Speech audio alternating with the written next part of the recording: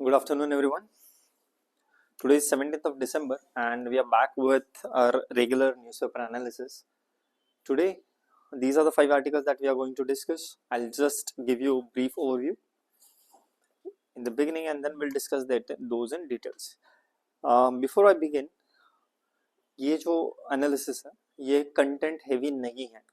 हमने कंटेंट इसका आर्टिकल में बहुत कंटेंट होता है, उसमें से जो रिलेवेंट है, जो एकदम ही ज्यादा न्यूट्रिशियस वैल्यू को रखने वाला इंटेंसिव वर्डिंग्स है, बस उसको पीपीटी में रखा हुआ है. जो जो अननेसेसरी कंटेंट होता है उस आर्टिकल उस सबको एलिमिनेट कर दिया है. तो we would be emphasising only on those things which are relevant from our exam perspective. ठीक है, तो इसमें मेंस और प्री दोनों को हम लोग कवर करेंगे. आज के जो 5 आर्टिकल है उसमें से पहला जो आर्टिकल है that is the continuation of yesterday's, जो न्यूक्लियर पावर सेक्टर का ओपन अप किया जा रहा है प्राइवेट सेक्टर के लिए, उसको थोड़ा और डिटेल में एनालाइज करता है एडिटोरियल पर्सपेक्टिव से. ये देखता है कि रेगुलेटरी बॉडीज का होना कितना ज्यादा नेसेसिटी है, those who keep control over these institution, है ना. India's nuclear governance needs regulatory independence. Next जो है वो बहुत ज्यादा क्रिटिकल आर्टिकल है, यूएस रिट्रीट. रिट्रीट का मतलब होता है पीछे हट जाना. यूएस ने 2005 में 20 साल पहले अपना नेशनल सिक्योरिटी स्ट्रेटेजी का डॉक्यूमेंट पब्लिश किया था. उसके 20 साल बाद अब नेशनल सिक्योरिटी स्ट्रेटेजी जो है उनका एनएसएस डॉक्यूमेंट वो पब्लिश किया हुआ है. एंड उस डॉक्यूमेंट में पिछले 20 साल में जो मेजर शिफ्ट उनका दिखाई दे रहा है विज विज इंडिया, उसको आज हम डिस्कस करेंगे. वो बहुत क्रिटिकल है. Third article is election commission ने, हमने कुछ दिनों पहले सीएनए में देखा था कि election commission has requested for extension of deadline to submit और to publish the roll electoral roll for 5 states and union territory. तो उन्होंने वो पब्लिश कर दिया है. फोर्थ आर्टिकल इज, हम सब ने देखा होगा ऑस्ट्रेलिया में मॉन्डी बीच जो है वहां पे जूस के अगेंस्ट इस्लामिस्ट एक्सट्रीमिस्ट जो टेररिस्ट है उन्होंने फायर ओपन करके एक टेररिस्ट एक्ट कंडक्ट किया. At the same time you must not forget, जो एक फ्रूट सेलर था जो हीरोइक एक्शन करके जिसने उन गनमैन को रोका, खुद भी गोली खाई, वो भी मुस्लिम था. ठीक है, तो don't just focus on the terrorist religion but also understand the person who saved so many other people was also from the same religion, है ना. तो टेररिज्म को और रिलीजन को हम थोड़ा अलग अलग पर्सपेक्टिव से रखेंगे. फिफ्थ जो था वो था कि इंडिया, यूएस ने जो इंडिया के ऊपर टैरिफ लगाया था, टैरिफ वॉर जो खेल रहा था इंडिया के साथ, उसके बावजूद इंडिया के एक्सपोर्ट्स ने उस टैरिफ वॉर के प्रेजेंस में भी बेटर परफॉर्म किया है. उसको एनालाइज करता है ये लास्ट आर्टिकल. इन सारे आर्टिकल्स को हम अच्छे से देखेंगे. मैं फिर भी आपको बताऊंगा, फिर भी बता रहा हूं कि ये जो पहले 2 आर्टिकल है वो एक्सट्रीमली क्रिटिकल है, इनको आप प्लीज समझिए. ओके, बीच में एमसीक्यूज होंगे, उनको आप अटेम्प्ट करिएगा. Before we proceed further, let me remind you कि न्यू फाउंडेशन बैच जो है एपीएससी और यूपीएससी का वो स्टार्ट हो रहा है. And for further details you will have to contact on this number about the timings, about the starting, about the fee structure etc. जो पहले कई कोचिंग कर चुका है, यहीं पे भी कोचिंग कर चुका है, और जिनको सिर्फ ये प्रीलिम्स फोकस्ड क्रैश कोर्स चाहिए, तो वो क्रैश कोर्स भी बहुत जल्दी लॉन्च होगा. इसमें ऑनलाइन एंड ऑफलाइन दोनों मोड में लेक्चर्स अवेलेबल होंगे. इसमें ये जो 15,000 एमसीक्यू का जो प्रीफिट टेस्ट है वो इसमें इंक्लूडेड है. 10 स्मार्ट बुक्स भी दिए जाएंगे एंड मेंटरशिप भी मिलेगी. इसके डिटेल्स आपको बहुत जल्द मिल जाएंगे. For that you will have to stay tuned. This is the prefit. हर रोज शाम को 5:30 बजे इसका लाइव डिस्कशन होता है. ये एक ऐसा इकोसिस्टम है जिसमें हम 15,000 एमसीक्यूज सॉल्व करेंगे. उसमें 3,000 प्लस एमसीक्यूज जो है वो यूट्यूब लाइव पे लाइव डिस्कशन के साथ उनको सॉल्व किया जाएगा. कॉन्सेप्चुअल क्लैरिटी के ऊपर एम्फेसिस किया जाएगा. जो बचे हुए 12,000 MCQs है वो आप एप्लीकेशन से खरीद सकते हैं. That's a paid course. 120 test है, 30 easy, 30 medium, 30 difficult, 10 full end test. इस तरीके से वो टेस्ट है. उसकी फीस जो है वो 7,999 है. 7,999 उसकी फीस है. मतलब 8,000 आप उसको कंसिडर कर सकते हैं. इसमें आपको 120 टेस्ट मिलेंगे and all of them are high quality test. Okay, please, for that also you'll have to contact on this given number. These are the QR codes of the application of CSAP on which everything is available. You can download them from Apple Store or Google Play. All right, so we'll start today's discussion. First article is India's nuclear governance. India's nuclear governance needs regulatory independence. ठीक है, कल हम लोग discuss कर रहे थे, कल के सीएनए में हम लोगों ने देखा कि न्यूक्लियर पावर सेक्टर जो है वो प्राइवेट प्लेयर्स के लिए ओपन कर रहे हैं, है ना. अभी तक वो क्लोज था. अगर आप इतना मेजर स्टेप ले रहे हो तो प्राइवेट प्लेयर्स के बिहेवियर को मॉनिटर करने के लिए you need independent regulatory body, right. जैसे शेयर मार्केट के लिए अपनी अलग बॉडी है, IRDA काम करता है अपना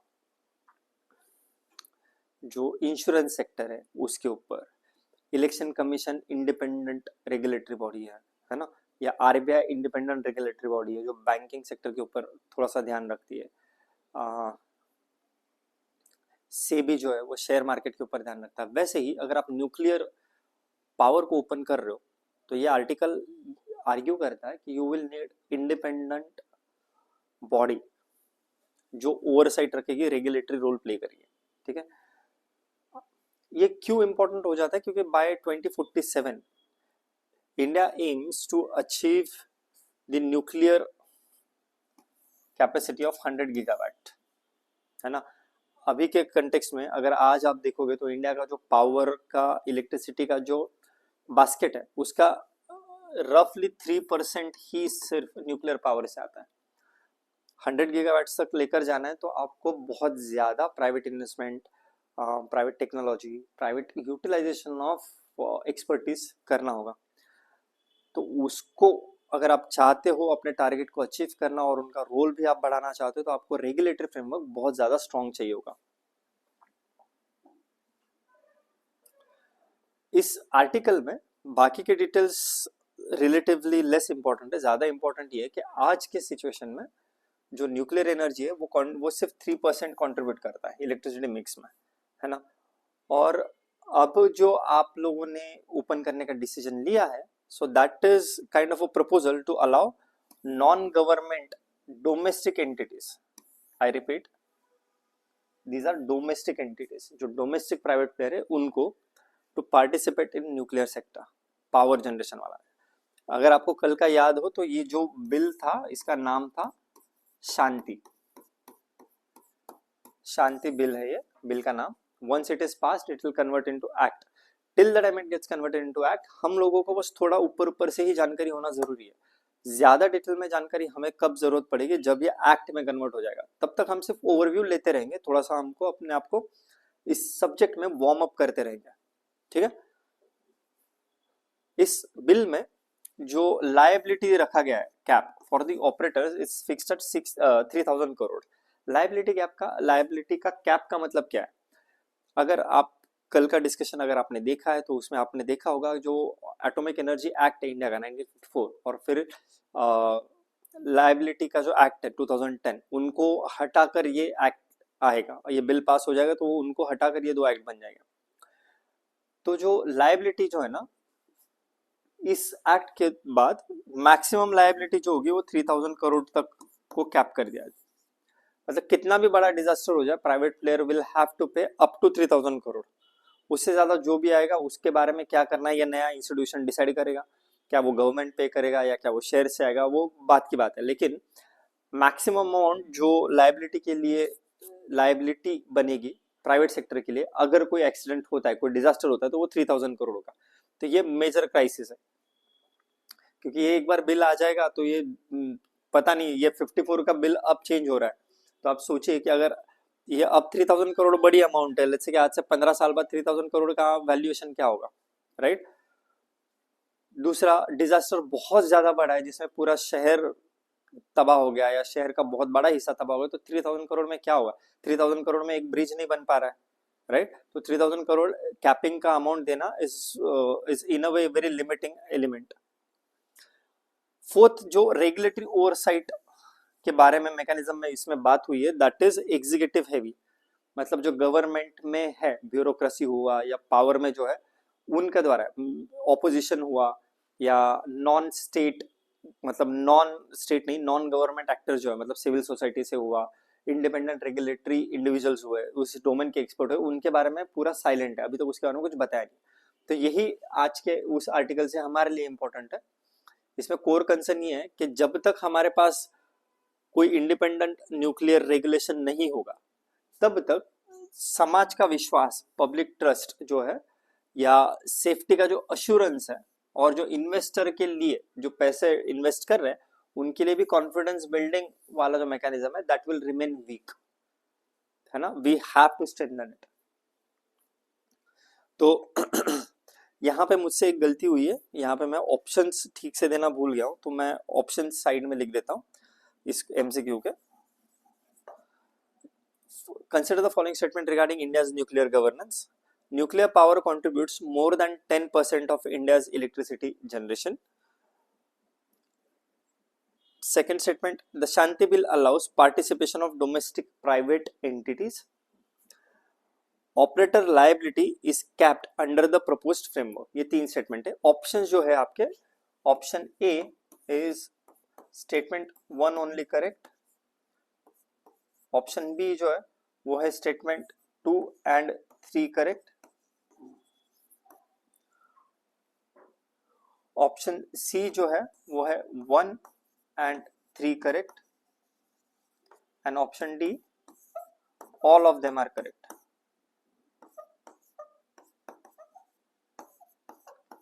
ठीक है, I would ask you to please pause the video and answer this MCQ.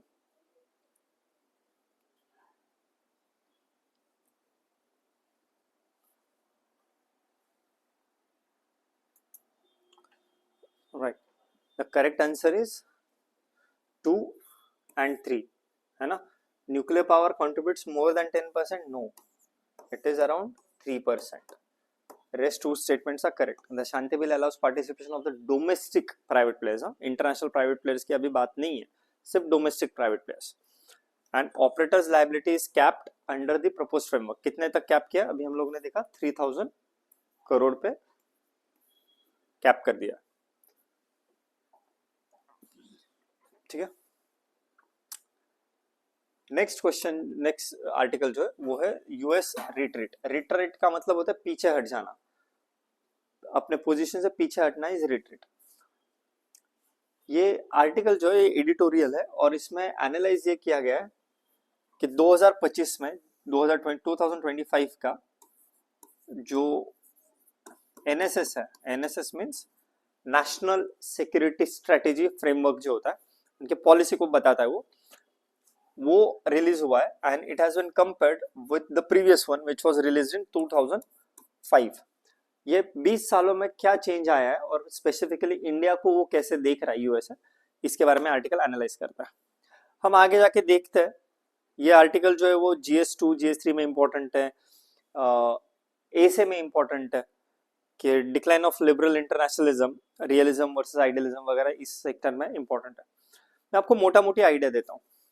जब 2005 में एनएसएस आया था, नेशनल सिक्योरिटी स्ट्रेटेजी जब यूएसए का आया था, तो USA was willing to take the global leadership, उनको ग्लोबल का लीडर बनना था।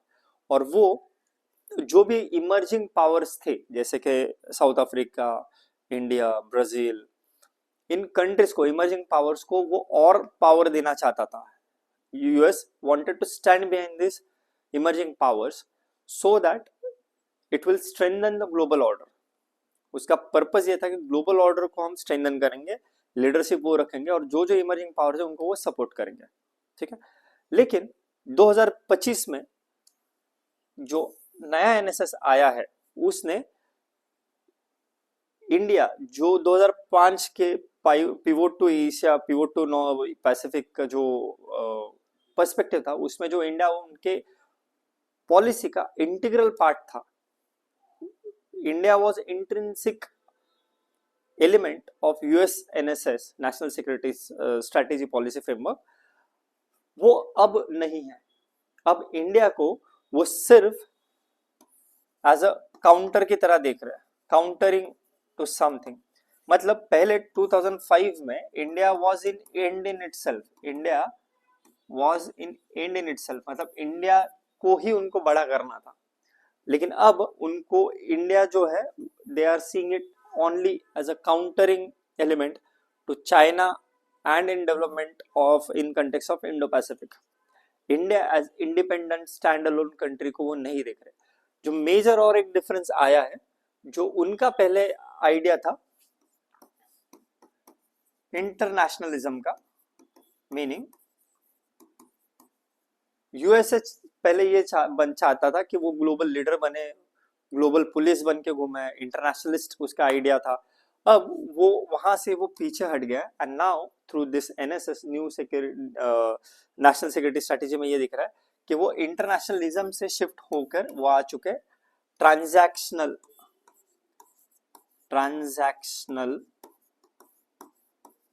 रियलिज्म। मीनिंग अब पहले जो वो दुनिया के लिए सब करना चाहते थे, नहीं, अब सिर्फ लेन देन की बात करेंगे। हम आपको ये देंगे तो आप हमें क्या दोगे, आप हमें इतना ही दे रहे तो हम आपको इतना ही मदद करेंगे। हमको कोई लेना देना है ग्लोबल ऑर्डर, कहाँ टेररिस्ट अटैक हो रहे हैं, क्या टेररिज्म कहीं फेल कर रहा है, कहाँ से, हमको कोई लेना देना नहीं। आप हमारे साथ 1 to 1 डील करेंगे, आप हमसे कितना लेंगे, हम आपको कितना देंगे। तो ये इंटरनेशनलिज्म से जो ट्रांजैक्शनल रियलिज्म की तरफ आ गया है ना, जो लिबरल आइडिया था वहां से वो प्रैग्मेटिक रियलिज्म की तरफ जो आ गया, वो शिफ्ट यहाँ पे दिख रहा है। इसका एक और मतलब भी है कि ये क्लियरली इंडिकेट कर रहा है sense of insecurity, psychological sense of insecurity with in the USA.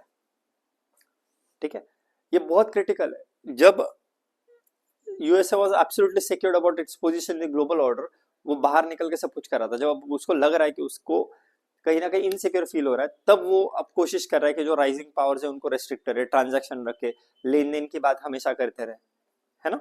तो ये यूएस अपने पोजीशन से रिट्रीट कर रहा है, ऐसा ये आर्टिकल कहता है। अब इसको हम लोग ने जो डिस्कस किया है उसी को एडिटोरियल में मेंशन किया हुआ है कि it is shifting from the global leadership to burden sharing. अब हम सिर्फ नाटो का क्यों खर्चा उठाए, हमारे ही ज्यादा पैसा क्यों जाए, जितना जिसका रिस्पॉन्सिबिलिटी उतना उसको देना पड़ेगा, भले आपकी कैपेसिटी हो या ना हो, दोस्त दुश्मन कोई लेना देना नहीं है। तो ये बर्डन शेयरिंग के ऊपर शिफ्ट हो गया ग्लोबल लीडरशिप से हटकर। Now India is now viewed more like a strategic instrument than a partner. पहले इंडिया को वो पार्टनर की तरह देख रहा था 2005 के स्ट्रेटेजी पॉलिसी फ्रेमवर्क था उसके हिसाब से, but now it is no more seeing India as partner, but it is seeing India as a tool to balance some other country or to balance some other issue, not as a partner. जो earlier उनका internationalist confidence था वो हटकर अब जैसे मैंने कहा कि इनसिक्योर्ड ट्रांजैक्शनल इक्वेशन उन्होंने बना लिया है। इसमें आर्ग्यूमेंट क्या है कि इंडिया अब यूएस के पॉलिसी में सिर्फ यूएस चाइना स्ट्रेटेजिक कैलकुलस के प्रिज्म से ही देखा जाएगा। पहले इंडिया और यूएस का जो इक्वेशन था वो पार्टनरशिप के ऊपर बेस्ड था, इसीलिए वो ट्रस्ट बिल्डिंग मैकेनिज्म जो थे, जैसे कि न्यूक्लियर डील साइन हुआ था या ट्रेड टैरिफ, इन सब चीजों में इंडिया को थोड़ा सा अपर हैंड देने की कोशिश हो रही थी, वो सब उन्होंने हटाकर अब इंडिया सिर्फ चाइना के calculus, China US China prism के कैलकुलस में ही देखा जाएगा। जो नॉर्मेटिव कमिटमेंट थी मल्टीपोलर ऑर्डर की, वो उन्होंने रिड्यूस कर ली। अब पहले वो चाहते थे कि बहुत सारे पावर्स राइज करे, मल्टीपोलरिटी की तरफ जाए, बैलेंसिंग करे, अब उनको वो कुछ नहीं चाहिए। And now it also reflects that India, by not being remaining a partner, gives India a bigger opportunity कि अगर आप हमें टूल की तरह यूज करें तो हम भी टूल की तरह ही ट्रीट करेंगे, हमें स्ट्रैटेजिक ऑटोनॉमी चाहिए होगी, है ना। So India will pursue this strategic autonomy. ये एमसीक्यू है, try and attempt it. I will pause. I would request you to pause the video and try and attempt this question.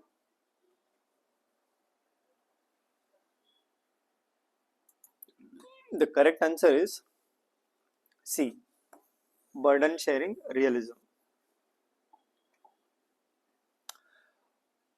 Third article is SIR जो है, systematic intensive revision जो है, उसके जो data publish करना था, जिसका इलेक्शन कमीशन ने पिछले कुछ दिनों पहले एक्सटेंशन मांगा था डेडलाइन का, इलेक्शन कमीशन ने उस डेटा को पब्लिश कर दिया है, फ्रेश प्यूरिफाइड इलेक्टोरल रोल्स, जिसमें उनका पर्पस था जो इलीगल इमिग्रेंट्स है, फेक वोटर आईडीज है, उन सबको रिमूव करना। तो वो किया गया है एंड ये सिर्फ अभी पब्लिश हुआ है, इसके ऊपर काफी सारा एक्शन होगा, बहुत सारे नाम एक्सक्लूड किए गए होंगे, उनका डॉक्यूमेंट वेरिफिकेशन होगा, पॉलिटिकल एजिटेशन चलेगा, बहुत कुछ होगा। तो ये इशू इवॉल्विंग इन नेचर है। अभी के लिए सिर्फ ये समझ लेते कि किस स्टेट में क्यों हल्ला होने की पॉसिबिलिटी है।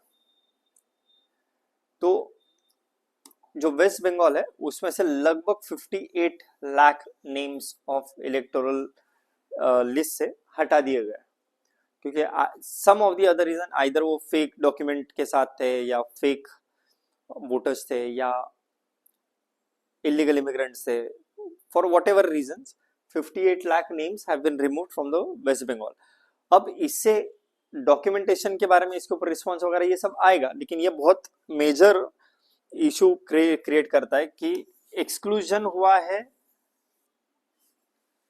वर्सेस इंटीग्रिटी का, कि इंटीग्रिटी ऑफ कॉन्स्टिट्यूशन पावर, मतलब आर्टिकल 324 के अंदर it is the duty, it is the responsibility of the election commission to conduct free and fair election, and as a part of it they have to maintain the electoral roll.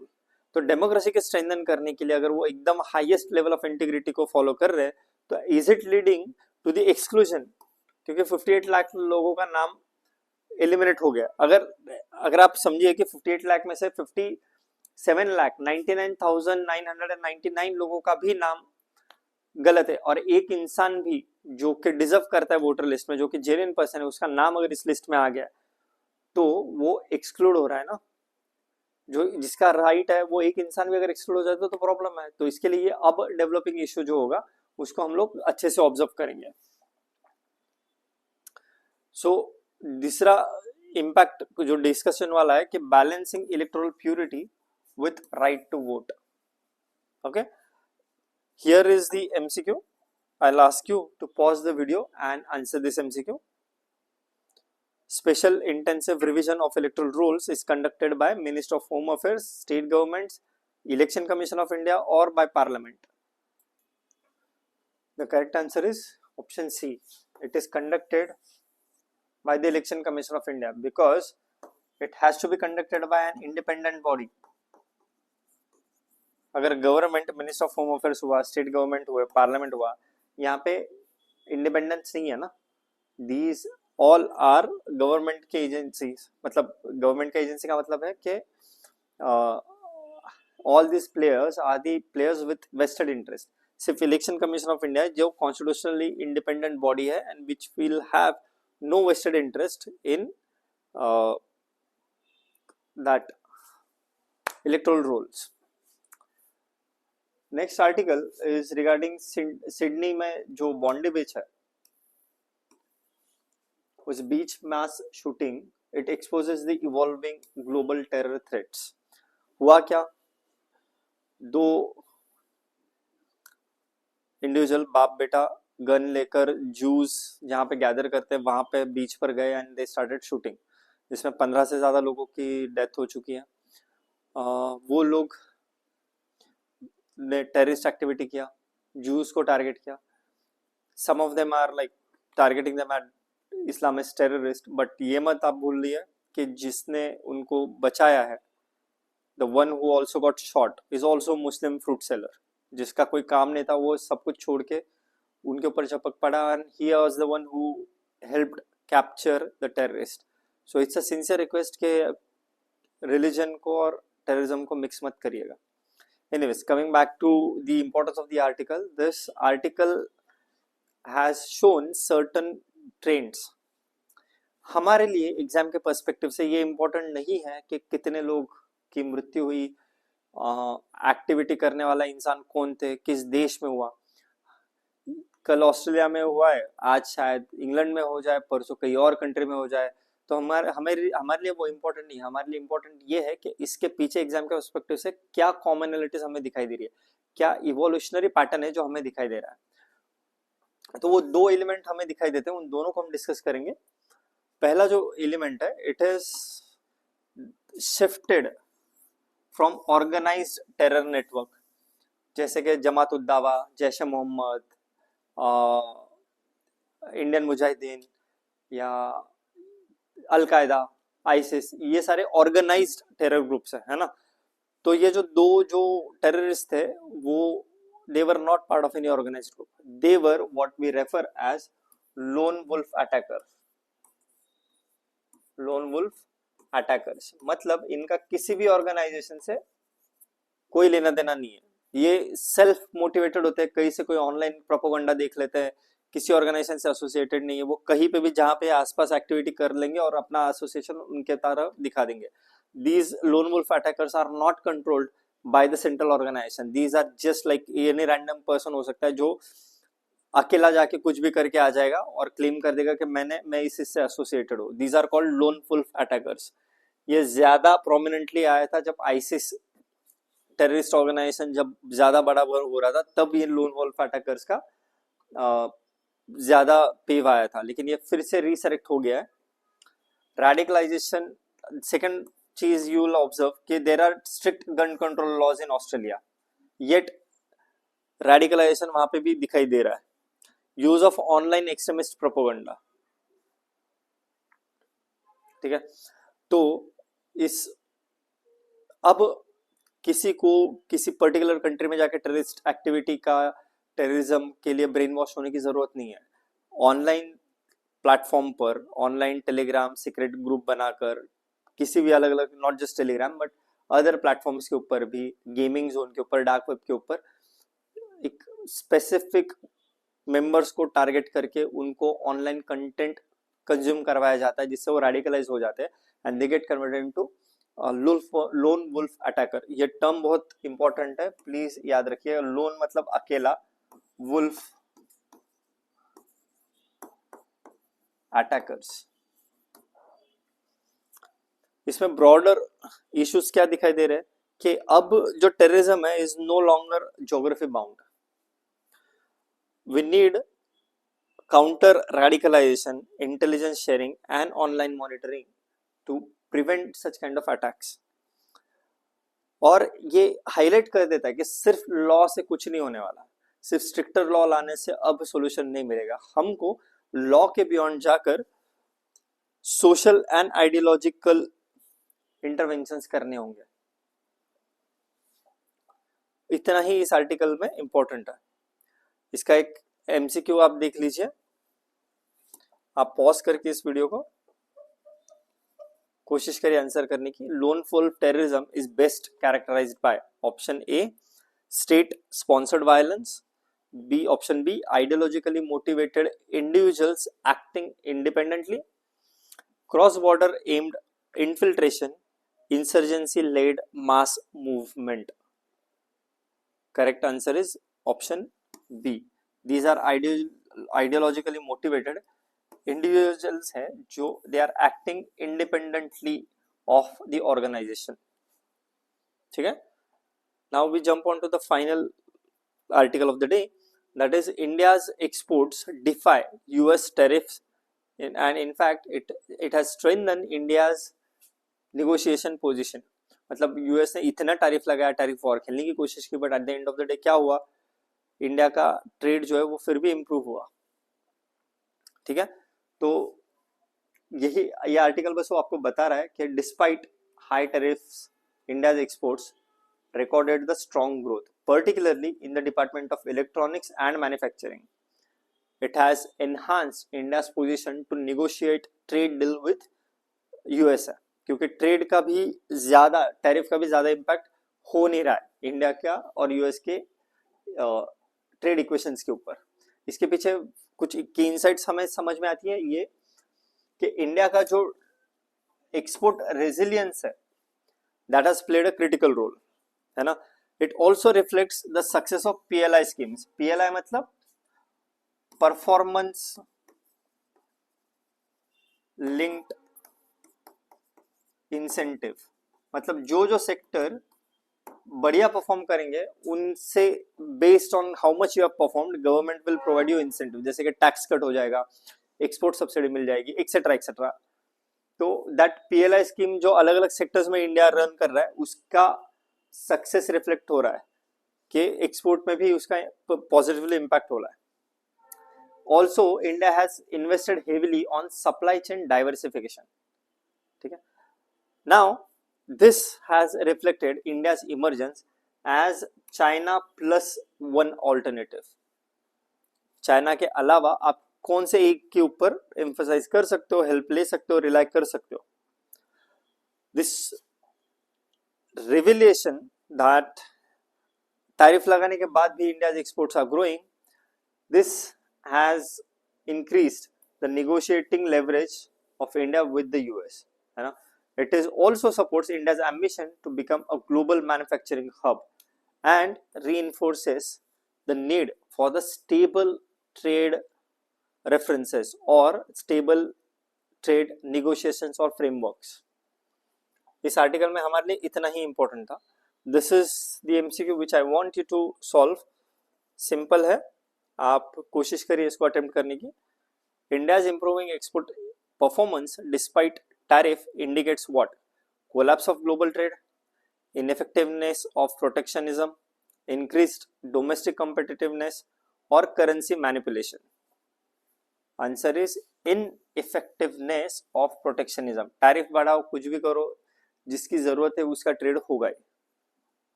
Alright, these are our smart books now available in SMS medium as well.